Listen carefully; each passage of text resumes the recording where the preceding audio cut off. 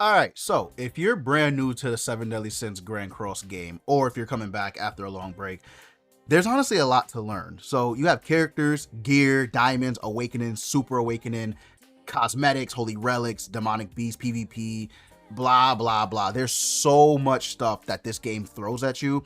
And the biggest problem isn't necessarily figuring out how to make your account stronger. It's figuring out what you should actually be doing in general.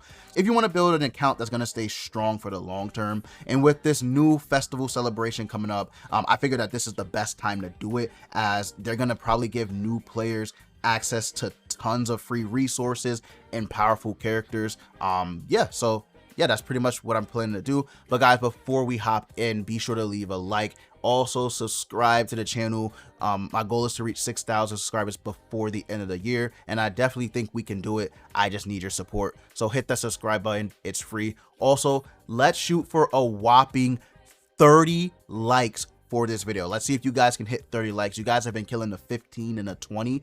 Let me challenge you guys a little bit. Let me give you guys 30 likes. 30 likes. Let's see if you guys can do it. But yeah, without further ado, let's get right into it. Okay guys, so the first thing I want you to understand is that you don't need to complete everything immediately.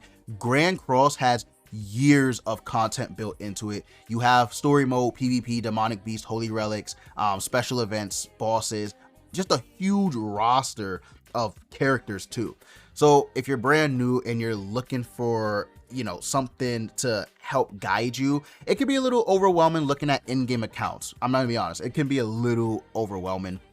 You're gonna see people with hundreds of thousands of CC, fully built characters. Like, let's just take a look, right? Fully built characters, multiple teams, dozens of holy relics. Look at my account, for example. Like, you know, it's not the best account, but I've been playing for a little bit, took a break, came back. So really trying to get further along in the process of characters and getting them powered up. But there's a lot. Like, it's not just as simply working on a character and knowing exactly what to do. Like, there is a lot to digest, so I can understand how people get overwhelmed with it, but that's why I'm making this video, so hopefully I can help you guys out. But don't compare your account to that of a whales or that of a content creators. Your goal should be progression. Get your main team strong. So set your main team to whatever you want. I would recommend either Sin's team or Human's team right now, but get your main team strong. Complete the story. That's a big one. Start building your gear. That's another big one, right? Start building your gear. Increase your box as much as you can, whether that be summoning for characters to try and get more account power level, GP points, or just working on existing characters, right? Just get your box up. Then you gradually work toward the much harder PvE content. If you have a good team to really just start doing endgame content, I mean, you can give it a shot. I would recommend just working there slowly and gradually, but it's up to you. The important thing though, in general, is to have direction. Just make sure you know what you want to do, whether that be working on characters, working on specific team builds to complete PvE content, or be competitive in PvP. The important thing is direction. So you don't have to be an endgame player on day one. All right, so the next thing I want you guys to learn or, you know about is how to read a character. Now that might sound obvious, and I might be like, what are you talking about, read a character? But I want you guys to actually read the character's kits. A lot of times people start games and they don't read the kits. Much to the defense of the average player or newer players, they really do need to do something about the passive skill situation, because I don't want people to quit the game because they can't understand what's happening. If you throw this at someone who's just starting, there's no way they're going to be able to digest this in battle, let alone like right now, just reading it on their spare time. There is a lot. So when you read a character's kit, really focus in and really just pay attention to what they do, what they're supposed to be. That's another big one. Look at their passive, look at their skills, their ultimates, their races. Like, you know, just really pay attention to this stuff. Like, really pay attention. The most important thing you want to pay attention to is the passive skill and the actual skills that they have.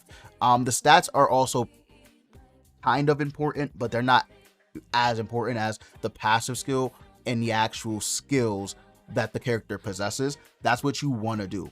Just some characters are designed around specific races, specific teams, like the 7 Deadly Sins team or the demon race. There are a lot of characters that are locked behind these team builds. So you want to make sure you're really taking in this information in, guys. If you just started, that is the most important thing. So yeah, just make sure you're looking at characters, whether they're built around PvP, whether they're built around PvE. Can they be ran in the 4th slot of your team when they're not on the battlefield and everything like that? Just, you know, really pay attention. This might be a hot take, but I actually don't recommend tier list all that much for like new players. Returning players, maybe, but for brand new players, tier list can be a good and a bad thing, because if you're looking at just to build a character, if the character is actually good enough to run on the team, but if a tier list has them in like B tier because maybe there are other options that work better, it's going to kind of mess with your mind a little bit, right? So maybe they have them in B tier because they're not meta, but they're still very good to have on the team. It's just that more units are better than them. But maybe you can't get the unit that's better than them because they're premium units or they're exclusive. So tier list can sometimes just be a little bit of a negative, right? Because it can't really tell you if that character is useful for your account or not. It can tell you the overall general strength of a character, but it won't tell you if the character is good for you to have, right? It just unfortunately, that's how tier lists are. They pretty much grade overall value unless the tier list is based on for just beginners or something, right? So yeah, that's probably why I wouldn't go straight to tier list, and I would kind of just digest individual characters themselves. But again, it's up to you. Okay, so the next thing I want to go over, guys, is to build teams, not just your characters. A lot of times when I see people start up the game for the first time or come back to the game, who's the strongest character? Who can do this? Guys, Grand Cross is a team-based game. It's not an individual character. Now, for PvP, it can sometimes feel like that, but even your very strong units, they do need support. They need people that can give them buffs from their passives. It's not just about which character is the best. You could have a super meta powerful character like this Meliodas, but if your actual team is garbage, it's not gonna, like, if your team looks something like for demons, right? If your team looks something like this because you just joined in and you're like, oh, okay, I got the unit, I can put whatever I want, blah blah, right? If your team looks something like this, it's gonna be terrible. It's gonna be terrible. Yes, you do have Nemesis Meliodas, but your entire team is wrong. The entire build is terrible. So what you want to do is you want to look up team builds. You want to see what units have the best synergy with each other, because there are units that work very well together, and there are some that just won't synergize at all. Even if they can be ran on the same team, they might just not have the synergy. So really, it's not necessarily about which character is the strongest per se. It's really about which character is the strongest and what does their team look like, right? It's really just dependent on that, which is why at the time of this recording, Gawain is coming out in a couple of days. I'm very curious to see what they do with Gawain's team. She could be the strongest character in the game, but if her team is not up to par, then it won't matter. Right? It won't matter. Very rarely do we get a character that can just completely demolish the enemy team, even if their own team is bad, right? Very rare. But yeah, you just want to make sure that you're making a team who supports, can give buffs, provides protection, sitting in that 4th slot again, that provides support to the team. Just build overall. Make sure you're looking at what characters you're putting on the team, okay? Just, again, make sure you're looking at this demon team setup is perfect. Make sure you're looking at what each character's doing. Make sure you're looking at what character can do what. It's as easy as that. Right? So yeah, that is my recommendation for team building. Okay, so the next point I want to make, diamonds are not free summons, okay? You don't want to just randomly use your diamonds on banners. I can understand how some people are enticed to summon. That's just in human nature, right? You have something and you can spend it. You're going to want to spend that thing, right? I can understand that. But guys, if you have diamonds and you have a large lump sum, especially new and returning players, don't just spend the diamonds on like a banner like this, for instance, right? Oh, I see Summer Merlin. I kind of like the character. Or, oh, wow, she could be good, right? You know, it says 7 Deadly Sins unknown. I want to summon on her. Don't do that. Take your time to look up videos to see if it's worth summoning and worth using your diamonds or gems on the banner. Don't do it. I mean, you can do it, but I wouldn't make it. I just wouldn't make it your primary or your default strategy for summoning, right? I wouldn't, or spending diamonds. Diamonds are a resource that are meant to be preserved and used in the long term. Not every banner you need to summon on, because that's just not efficient and it's kind of dumb to play that way. So yeah, I just want to really highlight the fact that diamonds should not be used in a way where you are spending them every banner comes out and you don't have any to use when these major celebrations come up. Also, don't use diamonds to replenish your stamina. Always make sure you have stamina pots. Always make sure that you have some way to restore your stamina. Don't use them to expand equipment. I mean, I guess you can use it to expand equipment, but it just sucks having to do it with diamonds, because I don't think there's any other way to actually give you more space at the moment. So you might legitimately have to use diamonds to increase storage space, which is fine. But if you run out of storage space here, don't increase it with diamonds. Just see what you can get rid of before spending, before spending your currency. That's just how it is. Don't do it, especially if you're tight on gems somehow and you don't know if you can get a lot. Don't do that. Always make sure you're spending. Don't spend it on costumes. I understand costumes and cosmetics are a big thing in the gacha community. I wouldn't recommend just buying costumes with gems every time you get the chance.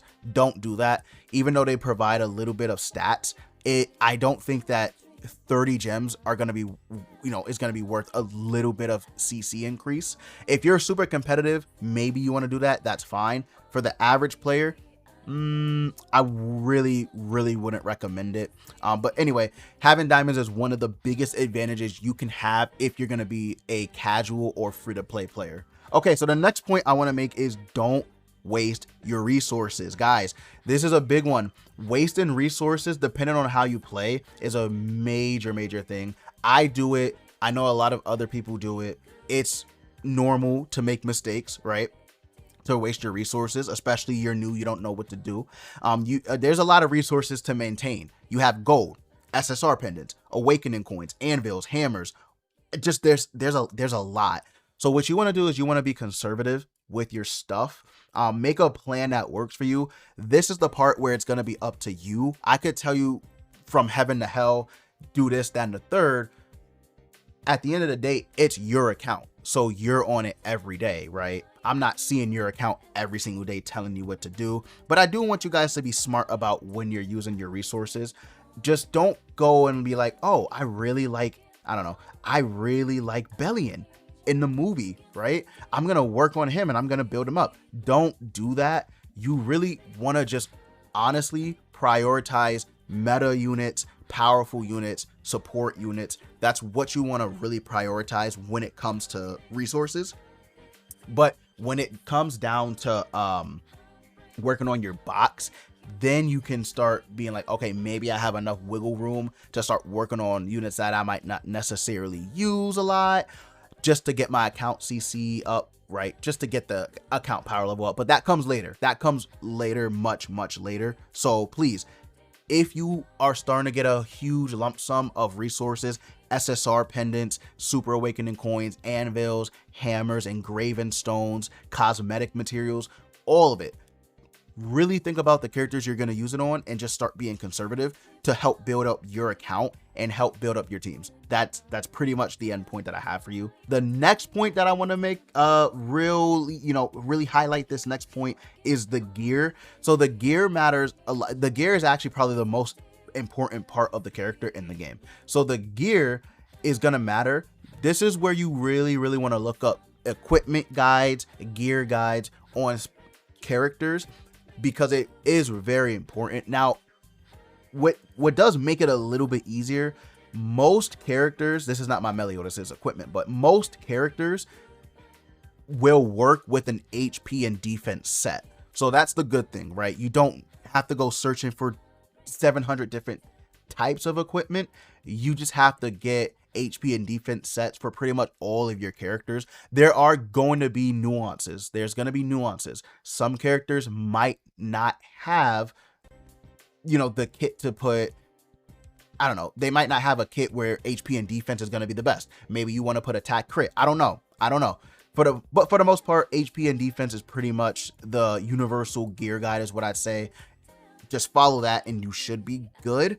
You do want to still build smart. Just because you have HP and defense, you want to build smart. You want to make sure your substats are perfect or damn near perfect. This gauge right here, this gauge is super important. Again, shout out to my one subscriber who told me this. This gauge is super important because when you engrave, so right here, I made a huge mistake. When you engrave your equipment, you want to make sure that this gauge is damn near maxed out, because if you engrave at a low percentage, the actual boost that you get, because you can see I got plus 361, the actual boost you get varies depending on this gauge. So that's why you want to make sure this gauge is maxed out no matter what. And again, you can unengrave. That's just wasting resources. So that's not a viable strategy. I would not recommend that. You can. I don't think you should. I don't think you should do that. Just make sure before you engrave that this is damn near perfect, this gauge up here. It makes it nice. They have it to where you can just repeatedly change this and you don't have to do anything. So no matter what, it'll just keep changing. And then they have this ×5 multiplier when you do it. So it's not going to be like, oh, I have to wait there every single time. Like, look, it only took 15 anvils for that to be perfect. So when I engrave it, it'll actually have much better stats when I, go to actually get it to UR gear, which is really good. So again, it's not going to take much time. It is still RNG no matter what. And you can stop this. You don't have to have it perfect. I kind of got lucky with the 15, but you don't have to have it perfect. It can be damn near perfect. You really, I would say maybe no less than 98% if I had to say, but my best advice would just to be make sure it's at max like that. That's it. For right now, I'm going to stop this because who knows how long it's going to take for it to actually get to 260. So I just wanted to highlight that. But your substats, make sure they're, just attack, defense, and HP. That's pretty much the universal rule. Again, there are nuances, but that's not for this video. So again, gear matters. Make sure that you're doing right by yourself by putting on your gear and making sure that the stats are high. And then finally, guys, because this could go on, I could honestly start talking about so much stuff, but the last point that I want to make is just your box. So your box matters. Your box matters because you do really want to get a lot of the stuff you see here: holy relics, equipment, ultimate moves, your passive skills. There's just so much to digest with the your box that you should take time. You should take time to really organize, really see which units you want to work on. For me, I go by race. Right now I'm working on a plan to try and get units level 100 every day. So I'm trying to work on a plan for that, right? I'm starting with demons because they don't have that big of a roster. I might do humans very last because their roster is, man, it's so crazy. But then you have fairies, right? Then you also have goddesses. Now this is not showing collab characters, so it looks a little shorter than normal, but this is not showing collabs. Just want to point that out. But yeah, your box matters. Make sure it looks nice, make sure it's not terribly ugly. What I mean by that is make sure, you know, units aren't just worked on every which way. Level 87 here, level 59 there, level 3 here. Just make sure it looks nice, make sure it looks concise, because not only is it going to help you, but it's just going to feel better when you're playing. But yeah, you just want to gradually increase your CC, gradually increase the amount of characters you have at certain levels, just stuff like that. Put gear on your characters. That's the biggest thing. Put gear on your characters. HP defense for the ones you're not using. You can use R gear on characters you're not ever going to plan to use, right? You don't have to use SSR equipment. You can use R gear, max out the R gear, and do that too. There's different ways to play the game. There's different ways. Make sure you're getting your holy relics. That's a huge one. Make sure you are getting these holy relics, because they do matter. That would be, I think holy relic, I think that's more of an in-game guide though, right? Like that would be something you would consider to be an in-game type of guide. Overall though, they are important to your character, so you do want to eventually move on to getting these holy relics. But anyway, guys, I don't know if this was helpful. It is a long video, 21 minutes in, so I apologize. But let me know if it helped you in the comments below. Make sure you guys are being conservative, being smart with your account, especially if you're planning on playing the game for a long time. It'll help you, and it'll just make it a better experience. But guys, this will be your boy Dev signing out. I'm yapped on long enough. I love you all. I hope you have a beautiful and blessed rest of your day.